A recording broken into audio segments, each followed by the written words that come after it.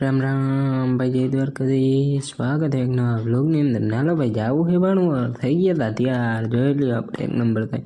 હાલો જઈએ ભાણવર, નીકળી જઈએ થોડીક। હાલો ભાઈ, ફાઇનલી આપણે નીકળી ગયા હતા ભાણવર જવા માટે, હોન્ડા લઈને। જોઈ લ્યો તમે કેમ બાકી હોન્ડા લઈને જતા હતા। અને આ ભાઈબંધ કહેતો હતો કેદીનો મને કે વ્લોગમાં લઈ લ્યો, અને લઈ નાખ્યો એ ભાઈબંધને પણ વ્લોગમાં।